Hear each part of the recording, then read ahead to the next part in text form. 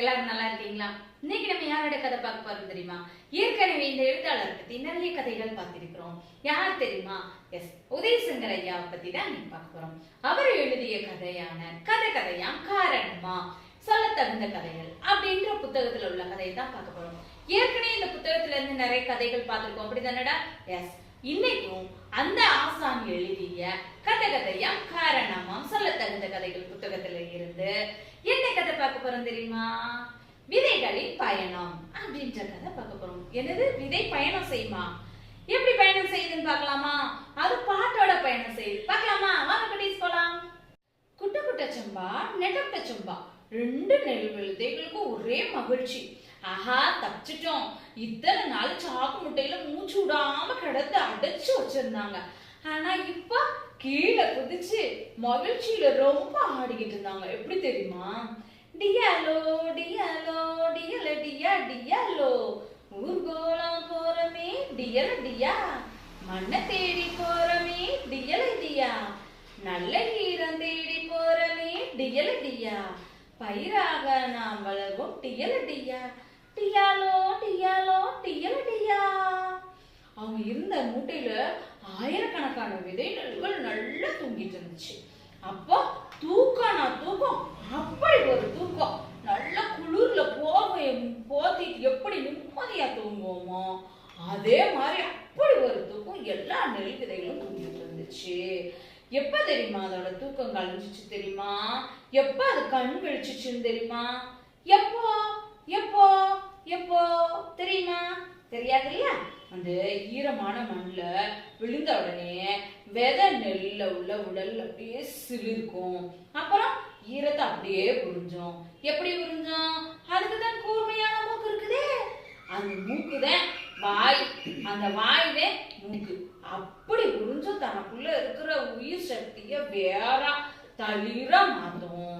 சில நாட்கள்ல விதை நெல் விழுந்த இடத்துல நெல் பயிர் முளைக்க தொடங்கிரும். ரெண்டு இலை அப்படியே பச்சை நிறத்துல அந்த உலகத்தை பார்க்கும்போது எப்படி ஆனந்தமா இருக்கும். அது வர மூட்டைக்குள்ள அந்த நெல் விதைகள்லாம் காத்து இருக்கணும்.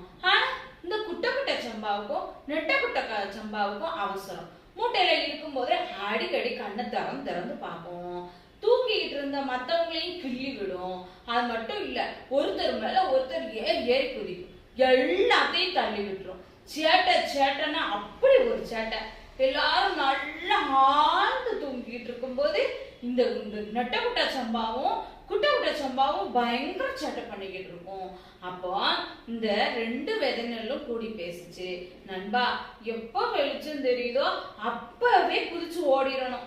ஆமா, தூக்கமே வரமாட்டேங்கு, எப்படா மண்ணை பாப்போன்னு இருக்கு அப்படின்னு சொல்லி யோசிச்சபடியே காத்திருந்துச்சு.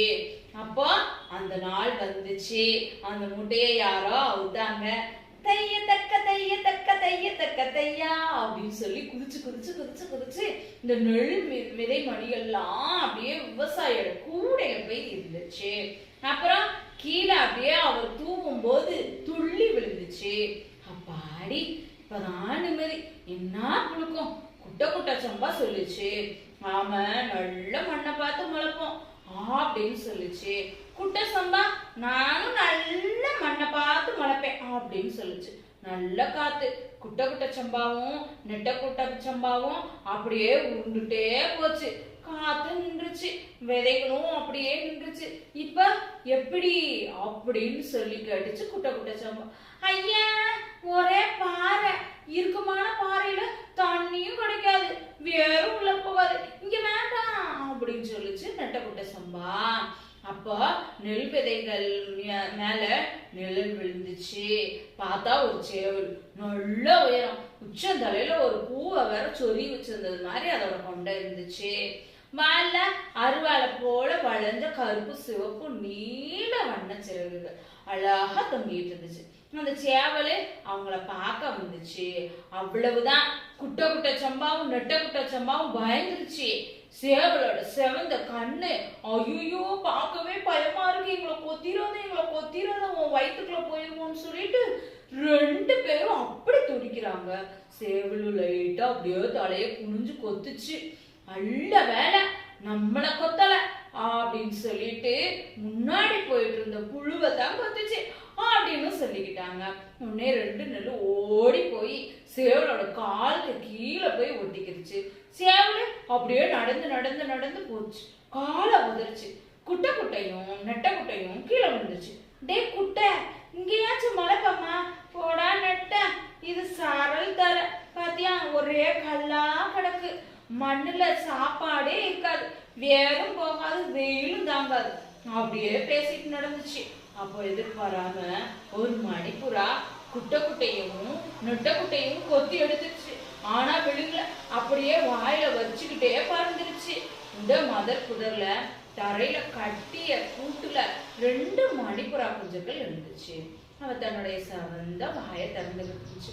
தாய்ப்புறா அதோட வாயில ஒரு குஞ்சுக்கு கொடுக்கும் போது இன்னொரு குஞ்சு தட்டி விட்டுருச்சு.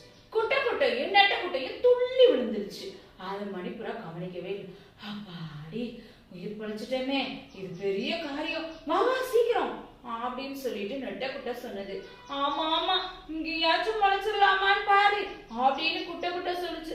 அடடா, இது கரிசல் மண்ணே, இங்க தண்ணியே இருக்காது, மழை பெஞ்சாதான் விவசாயம் பண்ணுவாங்க, மானாவாரி மண்ணு, இது லாய்க்கப்படாது அப்படின்னு சொல்லி வருத்தத்தோட சொல்லிச்சு. நெட்டை குட்டை கவலையோட கண்ணத்துல கை வச்சுட்டு, நாம அவசரப்பட்டுட்டோமோ, கொஞ்சம் பொறுமையா இருந்திருக்கலாமோ அப்படின்னு சொல்லி குட்டை குட்டை சொல்லிட்டு இருக்கும்போது ஒரு அழகான ஆண் மயில் பறந்து வந்து குட்டை குட்டையும் நெட்டை குட்டையும் ஓடி சென்று அந்த நீல பச்சை வண்ண தொகையில போய் ஏறிக்குச்சு.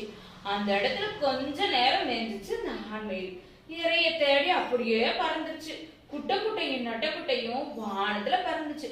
ஐ சக்க ஐ, வானத்துல பறக்கிறோம், ஐ சக்க ஐ, ரெக்கையை விரிச்சு பறக்கணும் அப்படின்னு சொல்லி அந்த மயில் தொகையில ஒட்டிக்கிட்டு இருந்த நெட்டை குட்டையும் குட்டை குட்டையும் பேசிக்கிட்டு இருந்தாங்க.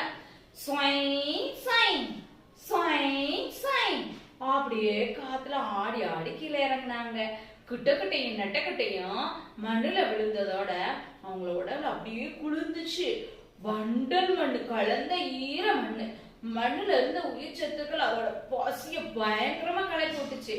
அப்பதான் உழுதுருந்தாங்க அந்த நிலத்தை. என்ன தம்பி குட்டை, பெப்பிடி அப்படின்னு சொல்லி நெட்டை குட்டை சம்பா மண்ணுக்குள்ள வலிகி சென்றுட்டே கடிச்சு. ஆஹா, ஆனந்தம் நெட்டையனே அப்படின்னு சொல்லி குட்டை குட்டை சம்பாவும் மண்ணுக்குள்ள புதந்துச்சு. அவங்க அருகில இருந்த மூட்டையில இருந்த விதனெல்லாம் விதைக்கப்பட்டிருந்துச்சு. அது கேட்டுச்சு. டே, எங்கடா போயிருந்தீங்க?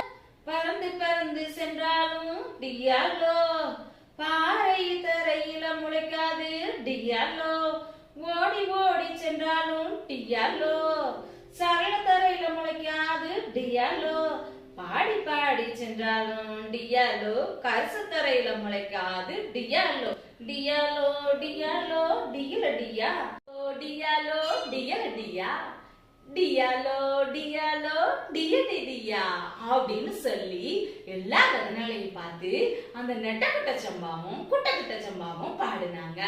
என்ன குட்டீஸ், விதைகளோட பயணம் எத்தனை மண்ணை தாண்டி இருந்துச்சுன்னடா. நம்ம நெல்லு எப்படியெல்லாம் முளைக்குது, அது பேசுச்சுன்னா எப்படியெல்லாம் இருக்குன்றத நம்ம எழுத்தாளர் அவர்கள் நமக்கு சுத்தி காட்டியிருக்காங்க. அப்படிதானடா? உங்களுக்கு கதை பிடிச்சிருக்கும்னு நினைக்கிறேன். ஓகே குட்டீஸ், அடுத்த கதையில சந்திப்போம். சந்திக்கிறதுக்கு முன்னாடி என்ன சொல்லுவேன், கதையை பாருங்க, சப்ஸ்கிரைப் பண்ணுங்க, லைக் பண்ணுங்க, ஷேர் பண்ணுங்க, மறந்துடாம கமெண்ட் பண்ணுங்க. ஓகே குட்டீஸ், பை.